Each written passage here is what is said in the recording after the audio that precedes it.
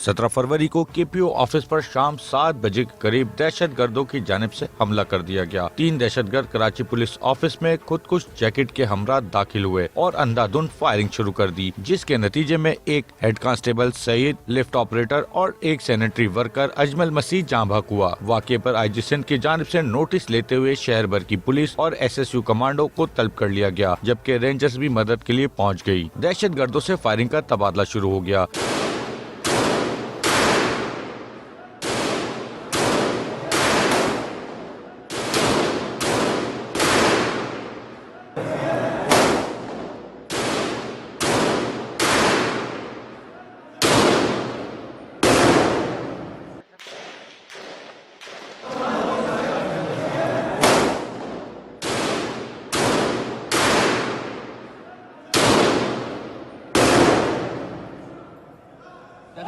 पीछे हो जाओ, पीछे हो जाओ।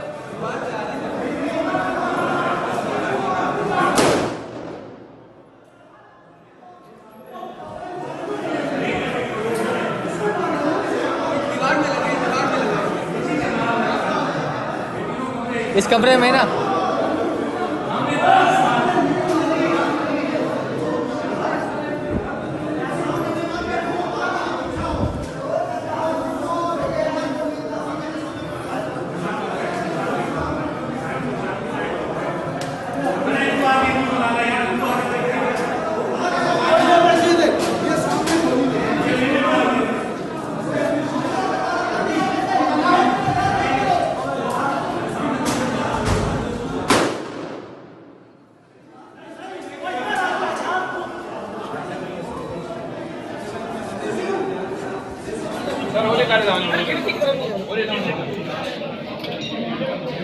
सर ये ऊपर है, ऊपर मौजूद है सर। ये फायरिंग के बाद सामने बहुत हैवी फायरिंग चल रही है, इससे मुकाबला थर्ड पे मौजूद है, तो चौथी और छत के ऊपर ये।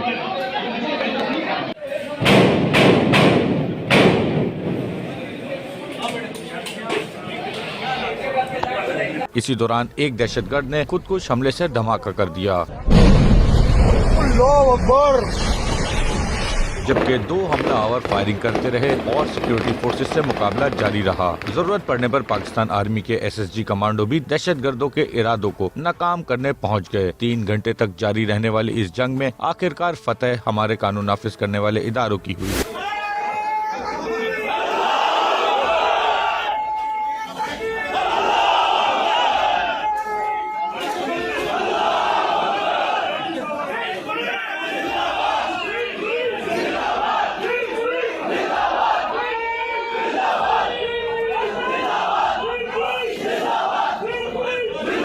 तीन घंटे जारी रहने वाले इस ऑपरेशन में सिक्योरिटी फोर्सेस ने दीगर 2 दहशतगर्दों को हलाक कर दिया। पुलिस के मुताबिक मारे गए दहशतगर्दों से 8 किलो वजनी 2 खुदकुश जैकेट्स, हैंड ग्रेनेड, असला और गोलियां बरामद हुई। ऑपरेशन की कामयाबी के लिए रेंजर्स के सब इंस्पेक्टर तैमूर ने भी अपनी जान का नजराना पेश किया, जबकि वाक़ये में 18 अफराद जख्मी हुए। Army chief general Asim Munir, corps commander Karachi, IG Sindh, वजीर आला सिंध मुराद अली शाह समेत कई अहम अफराद जख्मियों की इयादत के लिए पहुंच गए। केपीओ ऑफिस की सूरत-ए-हाल का जायजा लिया और नमाज जनाजा में शिरकत की। या अल्लाह या रब्बुल आलमीन, लवाहिकीन के जो भी अज़ीज़ व क़ारिब हैं, अल्लाह उनको सब्र जमील अता फरमा। वसल्लल्लाहु तआला अला खैरि मुहम्मद व अला आलिहि व अस्हाबिहि अजमईन। बिल्डिंग की खराब सूरत-ए-हाल को फौरी ठीक करके IG सिंध गुलाम नबी मेमन ने सादा तकरीब में KPO office additional IG Karachi Javed Alam Odho के हवाले कर दिया।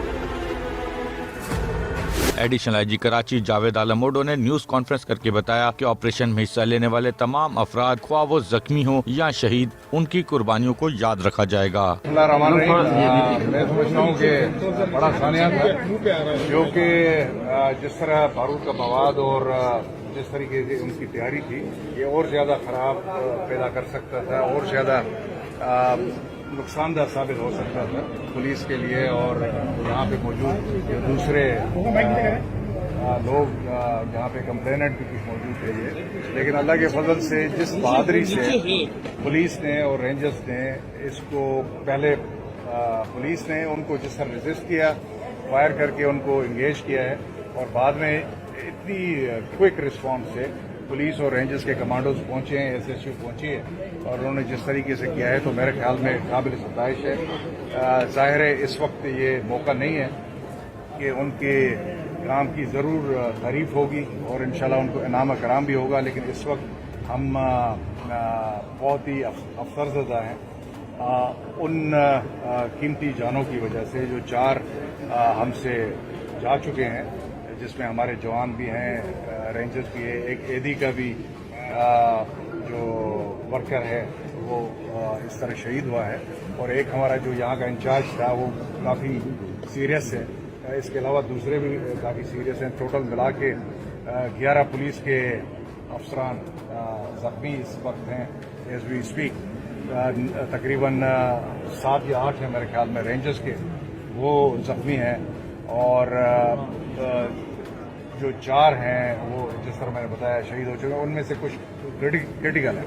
तो इस वक्त तो हम ये देख रहे हैं कि इस इन्वेस्टिगेशन को किस तरीके से बेहतर तरीके से हम मिनिमम टाइम में न सिर्फ कंप्लीट करें सीटीडी के साथ मिलके, बल्कि जो जिन लोगों ने प्लानिंग की है, जिन लोगों ने इसमें हिस्सा लिया, जो सहूलतकार हैं इस टेरर के वाक़े को, उनको हम इंशाल्लाह कानून के दायरे में ले आएँ और ताकि और अल्लाह के फजल से माजी का कराची पुलिस और सीटीडी का रिकॉर्ड भी अच्छा रहा है कि कोई भी वाक़या अगर यहाँ पे हुआ है तो अल्लाह के करम से वो सब ट्रेस्ड हैं और उनमें ज़्यादातर क्रिमिनल पकड़े गए हैं। मैं समझता हूँ कि हमारी पहली प्रायोरिटी ये होगी और जाहिर है जो लवाकीन हैं हमारे, उनके लिए हम बड़े अफसरदा हैं और इंशाल्लाह हमारी उनके साथ, उनके लवाकीन के साथ हमारी दिली हमदर्दी है, सिर्फ हमारी नहीं है, पूरे कराची की है, पूरी सिंध की है, पूरे पाकिस्तान की है। वाक़ये की जिम्मेदारी कलअदम तहरीक तालिबान पाकिस्तान ने कबूल कर ली, जबकि आईजी सिंध की जानिब से डीआईजी जुल्फिकार लारक की निगरानी में कमेटी बना दी गई। टीम में इंचार्ज सीटीडी राजा उमर किताब शामिल हैं। मारे गए दहशतगर्दों में से 2 को शनाख्त करके उनके सहूलतकारों के खिलाफ कार्रवाइयाँ शुरू कर दी गयी, जबकि हसास तरीन इलाकों में इंटेलिजेंस मालूमात की बुनियाद पर छापामार कार्रवाइयाँ भी शुरू हो गयी। पता चला कि दहशतगर्दों की जानिब से डिस्ट्रिक्ट वेस्ट में मंगोपीर थाने को उड़ाने की धमकी मिल चुकी है। 2-4 दिन से पुलिस जो है वो अलर्ट थ्रेड से, आपको पता है केपीओ वाले मैटर के बाद बहुत ज़्यादा अफसरान सीरियसली ले रहे हैं, तो हमारी इंटेलिजेंस और हम जो है यकीन करो कि नींद भी नहीं कर रहे हैं और हमारी ड्यूटी बहुत ज़्यादा बढ़ गई है, रिस्पॉन्सिबिलिटी, क्योंकि हम ग्राउंड रूट्स पे काम करते हैं, लोगों के साथ हमारी पब्लिक डीलिंग डायरेक्ट है। एसएसपी वेस्ट फैसल बशीर मेमन की जानिब से हिकमत अमली तेज करके कार्रवाइयाँ करने की हिदायत कर दी गई। देखें जी, आजकल हम जो है अपने डिस्ट्रिक्ट में रेगुलर जो है वो सर्च ऑपरेशंस वगैरह करवा रहे हैं। उसमें हमें एक इन्फॉर्मेशन मिली और इन्फॉर्मेशन जो है उसको हमने वेट किया, बड़ी क्रेडिबल इन्फॉर्मेशन थी कि जी किसी जगह पे जो है पाकिस्तान बाज़ार का एक एरिया है, सेक्टर 14C है, वहाँ पे एक असला जो है वो दफन है। तो उस टिप पे हमने वहाँ पे अपनी टीम कॉन्स्टिट्यूट की और उसमें फिर वहाँ पे हमने खुदाई करवाई, तो वहाँ पे हमें ठीक ठाक जो है वो सब्सटेंशियल क्वांटिटी में फायर आर्म्स की जो है वेपन जो है वो रिकवर हुए। उसमें 4 SMGs थी, एक G3 राइफ़ल थी, एक पिस्टल था और इनके जो है वो राउंड्स वगैरह भी थे। और ये असलहा 4-5 साल लगता ऐसा है कि 4-5 साल से वहाँ पे दफन था। इसको हमने जो है वो फॉरेंसिक साइंस लेबॉर्ट्री भिजवाया है for chemical examination and testing. वो हमें रिपोर्ट देंगे, बताएंगे कि जी ये असला माजी में किस तरह के किन किन क्राइम्स में और किन किन ग्रुप्स ने इसको इस्तेमाल किया है। तो FIR हमने लॉन्च कर दी है और इन्वेस्टिगेशन जो है वो चल रही है और मज़ीद इस पर कोई प्रोग्रेस हुई तो हम इंशाल्लाह ताला मीडिया के साथ शेयर करेंगे। Thank you. राब्ता करने पर पुलिस ने बताया कि दहशतगर्दों के एक पुराने ठिकाने को इंटेलिजेंस इंफॉर्मेशन के तहत चेक करने की हिदायत मिली है। टीम एक्सपोज ने अपना सहाफती मिशन को पहले रखते हुए पुलिस के साथ दहशतगर्दों के ठिकाने पर पहुंचने का फैसला किया।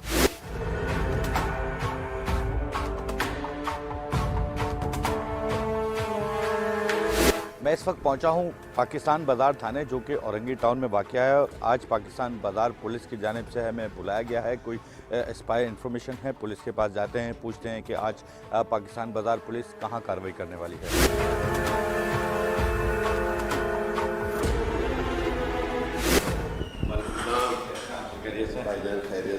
ठीक है। मैं इस वक्त पाकिस्तान बाज़ार थाने पहुंच चुका हूं और SHO पाकिस्तान बाज़ार सोहेल खास के लिए इस वक्त मेरे साथ मौजूद हैं। उनसे बात करते हैं, उनसे पूछते हैं क्या इंफॉर्मेशन है आज आपके पास। क्या इरादा रखते हैं आज कार्रवाई जो आप करने जा रहे हैं। थैंक यू काशिफ भाई। 2-4 दिन से पुलिस जो है वो अलर्ट थ्रेड से, आपको पता है KPO वाले मैटर के बाद बहुत ज़्यादा अफरान सीरियसली ले रहे हैं। तो हमारी इंटेलिजेंस और हम जो है यकीन करो कि नींद भी नहीं कर रहे हैं और हमारी ड्यूटी बहुत ज़्यादा बढ़ गई है, रिस्पॉन्सिबिलिटी, क्योंकि हम ग्राउंड रूट्स पे काम करते हैं, लोगों के साथ हमारी पब्लिक डीलिंग डायरेक्ट है। तो उस वजह से आज एक इंफॉर्मेशन है हमारे पास इंटेलिजेंस के साथ और उसके साथ हमने कोऑर्डिनेशन किया है।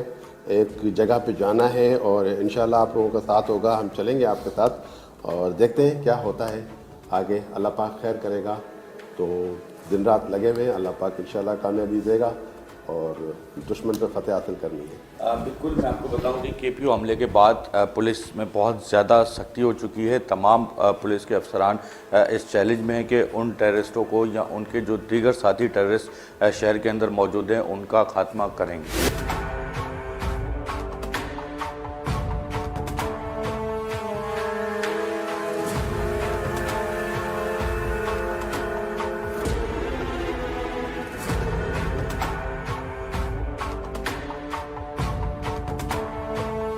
है आप पे काम करने का मूड है, सुस्त तो नहीं हो गए हो।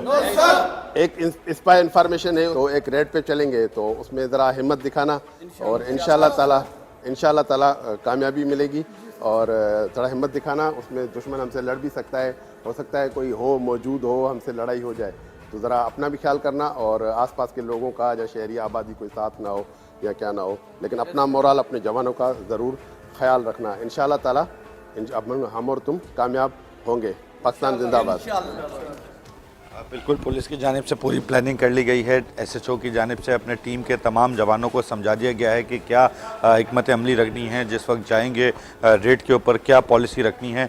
तमाम तर चीज़ें समझा दी गई हैं और इसके बाद पुलिस के साथ हम लोग अब उस रेड पे जाएंगे, उस मुकाम पर जाएंगे जो इनके पास स्पाई इंफॉर्मेशन है। जाके देखा जाएगा कि उस स्पाई इंफॉर्मेशन पर क्या कार्रवाई होती है और क्या कार्रवाई होनी है। हमारे साथ रहिएगा।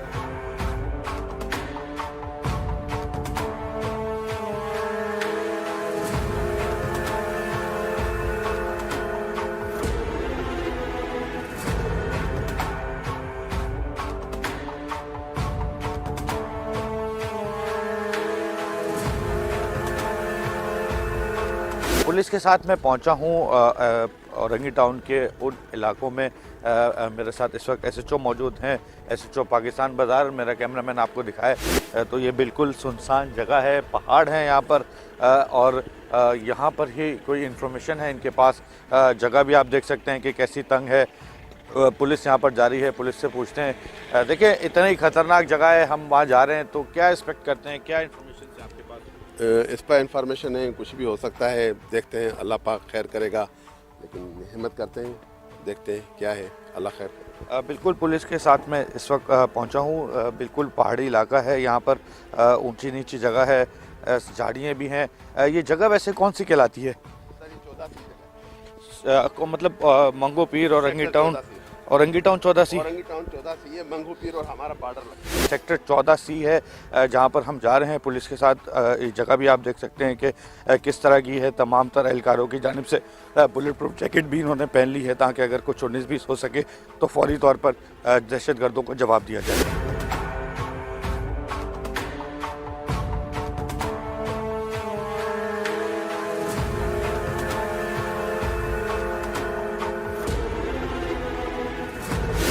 जगह को क्यों खोदा जा रहा है, इनसे पूछते हैं। बताइएगा ये वैसे क्यों खोद रहे हैं? और ये स्पाई इन्फॉर्मेशन है, कुछ हमने वो नहीं बता सकते, हम शो नहीं करा सकते, इसलिए कुछ स्पाई इन्फॉर्मेशन है, देखते हैं कि क्या होता है। ये मेरे बंदे जो है गार्डन किए हुए हैं इस तरफ, ये इस तरफ देखें पहाड़ है, ये 14 के पहाड़ है, उस तरफ मंगू पीर का इलाका शुरू हो जाता है, तो देखते हैं, अल्लाह खैर करेगा। बिल्कुल, पुलिस का ये कहना है कि इंटेलिजेंस इदारों की जानिब से स्पाई इन्फॉर्मेशन है और इंटेलिजेंस इदारे के कुछ लोग साथ भी हैं जिनको ऑन कैमरा नहीं पुलिस की जानिब से रिक्वेस्ट की गई है कि जो इंटेलिजेंस इदारे के लोग हैं उनको ऑन कैमरा नहीं दिखा सकते, और पुलिस की जानिब से यहाँ पर खुदाई जो है वो शुरू कर दी गई है। अब इस खुदाई को देखते हैं कि इसको खोदने के बाद यहाँ से लाश निकलती है, बंदा निकलता है, हथियार निकलता है, बम निकलता है। हमारे साथ रहिएगा, जैसे खुदाई मुकम्मल होती है अंदर क्या है आपको दिखाते हैं। पाकिस्तान बाजार पुलिस को औरंगी टाउन के पहाड़ी इलाके में की गई खुदाई के दौरान मुख्तलिफ इक़साम के जदीद हथियार मिले।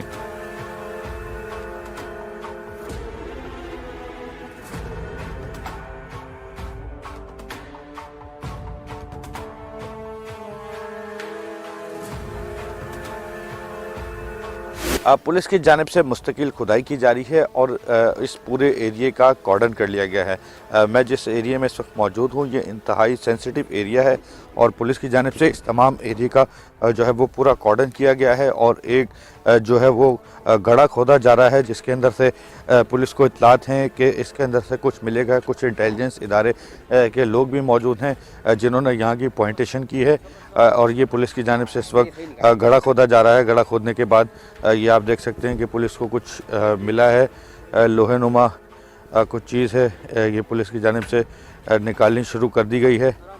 इनसे पूछते हैं कि आखिर यहाँ से क्या मिला है। देखते हैं कि पुलिस को यहाँ से खुदाई के दौरान क्या मिल रहा है। ये देख सकते हैं, अगर मेरा कैमरामैन आपको दिखाए तो पुलिस की जानिब से बताया गया कि ये सब मशीन गन है, SMG जिसको बोलते हैं। ये अरसे से जो है वो छुपा के रखी गई थी। इसकी हालत देख के आप देख सकते हैं, अंदाज़ा लगा सकते हैं कि जिससे इस बात का अंदाज़ा लगाया जा सकता है कि ये बहुत टाइम से यहाँ पर छुपाई गई थी। ये पूरी प्रॉपर एक SMG है जो अरसे से यहाँ पर छुपाई हुई थी। इसी तरीके से एक ये गन है, ये भी ये इसकी मैगज़ीन है। ये कौन सी गन है? कलम काटे मिस्र SMG है, ये भी SMG कहलाती है। ये पुलिस को देख सकते हैं कि खुदाई के दौरान तकरीबन इम्पोर्टेड SMG बता रहे हैं, गैर मुल्की SMG है। मिस्र की SMG बता रहे हैं। ये 1, 2, 3 और ये चौथी SMG भी मिल चुकी है, 5वीं SMG भी मिल चुकी है पुलिस की जानिब से। ये 222 है,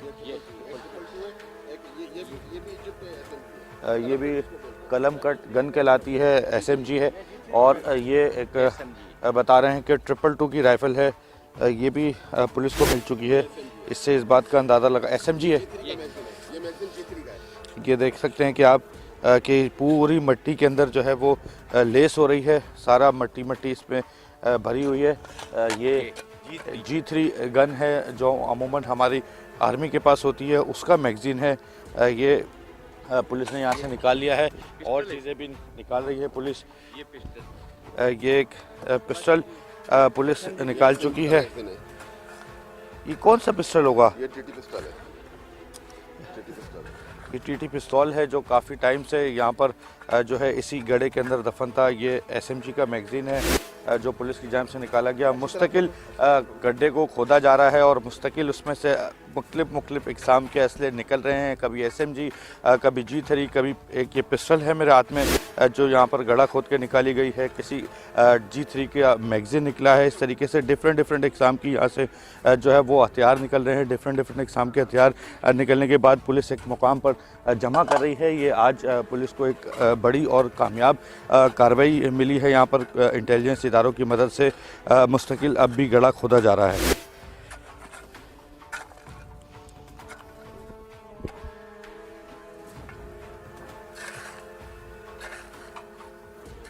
आपके पाँव की तरफ, आपके पाँव की तरफ।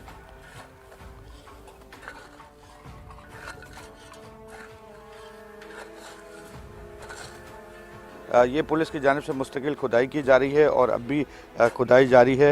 ये आप देख सकते हैं कि एक और मैं इस गड्ढे के अंदर जाके देखूं ये एक और पुलिस को SMG का मैगजीन मिला है। अच्छा, ये टोटल कितने हथियार अभी तक आपको मिल चुके हैं?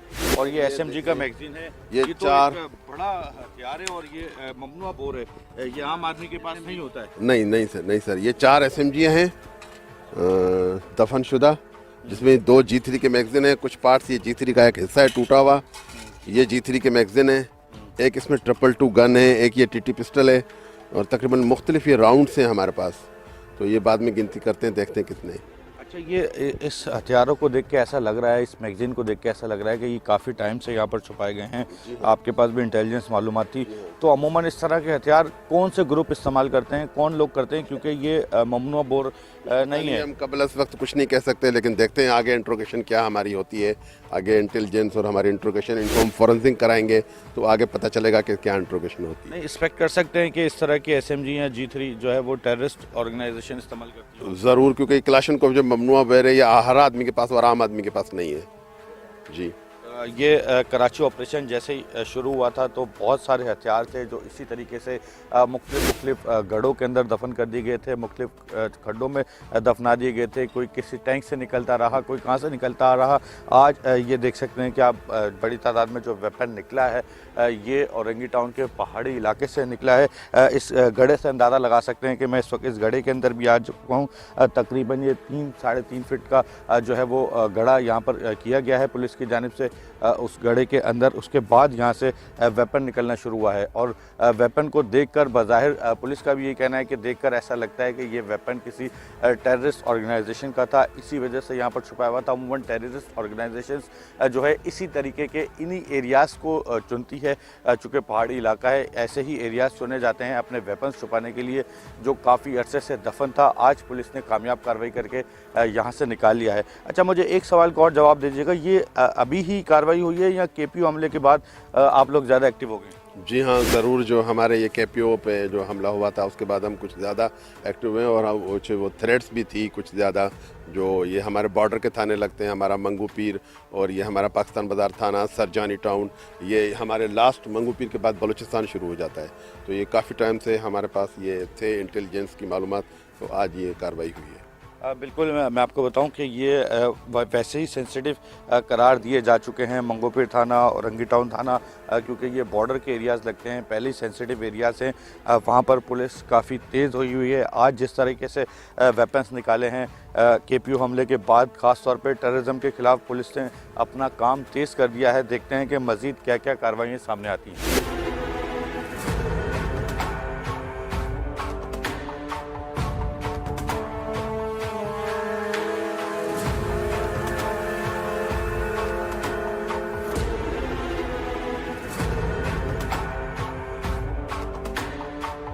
पुलिस की जानिब से जो दफन असला है वो इस वक्त अब उठाया जा रहा है और उठाने के बाद इस असले को पुलिस से पूछते हैं कि थाने मुंतकिल करेंगे। उसके बाद क्या कानूनी कार्रवाई होगी, कैसे पता लगेगा कि ये वेपन किन लोगों का था? सर, इसके बाद हमारा जो अगला प्रोग्राम है वो FIR होती है, उसके बाद फॉरेंसिक होती है, जो हमारा फॉरेंसिक लेबॉरेटरी FSL को भेजते हैं। उसमें पता चलेगा कि क्या है, किसका है, कहाँ यूज़ होता रहा है, या किसी के लाइसेंस पे है भी या नहीं भी है, तो वो बाद में पता चलेगा। पॉसिबल है ये सब चीज़ें पता लग जाएं कि किन के लाइसेंस पे था और इससे पहले कहाँ यूज़ हुआ है? फॉरेंसिक बेहतर जानती है। बिल्कुल, पुलिस का ये कहना है कि इसे मुकदमा दर्ज करके सील करके फॉरेंसिक डिपार्टमेंट शिफ्ट किया जाएगा और फॉरेंसिक डिपार्टमेंट इस बात को साबित करेगा कि ये वेपन इससे कबल किसी वारदात में यूज़ हुआ है या नहीं, या फिर ये वेपन किसी के लाइसेंस पर था।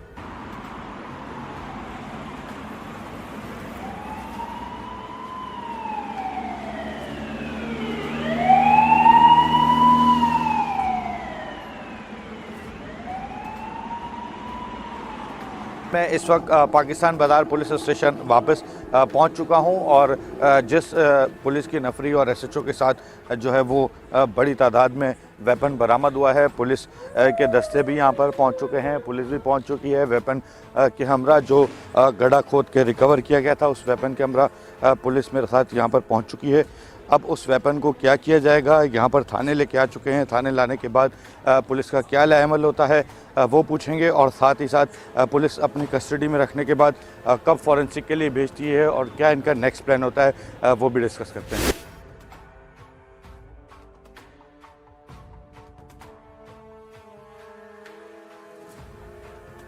पाकिस्तान बाज़ार थाने में मैं इस वक्त पहुंच चुका हूं और पुलिस की जानिब से जो कामयाब कार्रवाई में पुलिस को बड़ी तादाद में असला रिकवर हुआ है वो सजाया जा रहा है। यहाँ पर ये आप देख सकते हैं कि 1 2 3 4 5 6 7 और ये एक साथ ही इसका कोई पार्ट है वो, और इसी तरीके से एक 8वीं जो है वो टीटी पिस्तौल है जो वहाँ से मिली है। ये तकरीबन 8 मुख्तलिफ़ कैटेगरीज़ के वेपन पुलिस को रिकवर हो चुके हैं।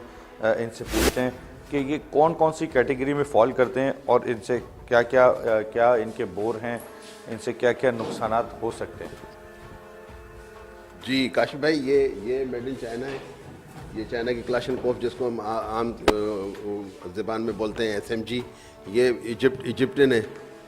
ये कलमकट इसको बोलते हैं, मिस्र की इम्पोर्टेड हथियार है। ये 222 है। ये 222 SMG है जो क्लाशनकोफ कहलाती है। 222 बोर इसका थोड़ा सा चेंज होता है। 222 राइट। ये G3 के पार्ट्स है, आधी गन है। ये G3 का पार्ट्स है। ये देखें, इसके साथ इसके मैगजीन भी मिले हैं। ये काशिफ भाई देखना है, ये इसके मैगजीन है। ये एक मैगजीन है, ये G3 का मैगजीन है। ये आधी गन है G3 की। ये इसके कोई दफन शुदा है, जंग हो गई है, काफ़ी पुराने लग रहे हैं। ये एक मैगजीन के अंदर तो ये देख सकते हैं कि बुलेट्स जो है वो बाकायदा तौर पर लगी हुई हैं। ये आप देख सकते हैं कि इससे ऐसा लग सकता है कि बहुत टाइम से लगी हुई हैं। गोली है, ये स्टील की गोली कहलाती है। स्टील की गोली कहलाती है। ये वो गोली है जो किसी टाइम पे लियारी ऑपरेशन में इस्तेमाल होती थी, गैंगवार वाले करते थे। ये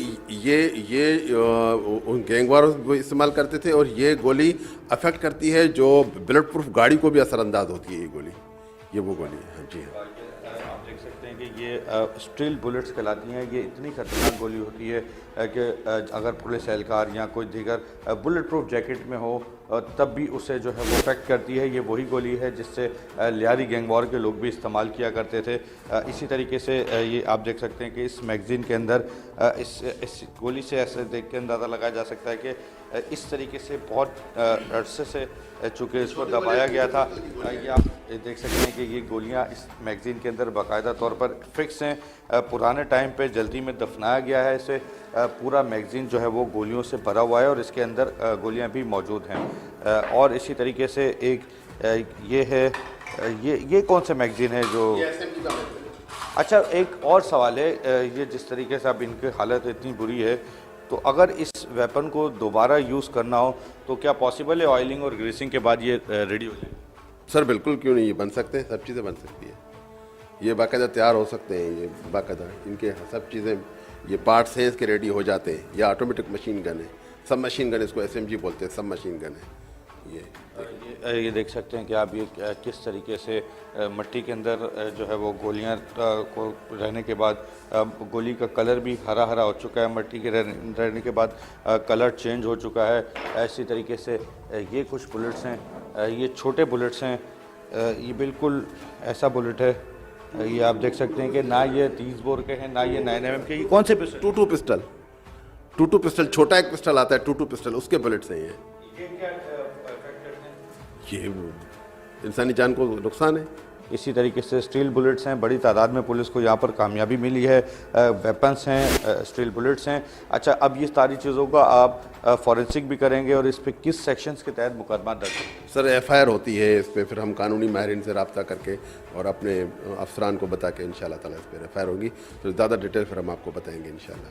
बिल्कुल, पुलिस की जानिब से अब ये अपने पास कस्टडी में रख लिए गए हैं और पुलिस का ये कहना है कि वाक़े का मुकदमा दर्ज किया जाएगा और उसके बाद ऐसे फॉरेंसिक के लिए भेजकर अफसराने वाला की पॉलिसी के हिसाब से मीडिया को उससे आगाह किया जाएगा।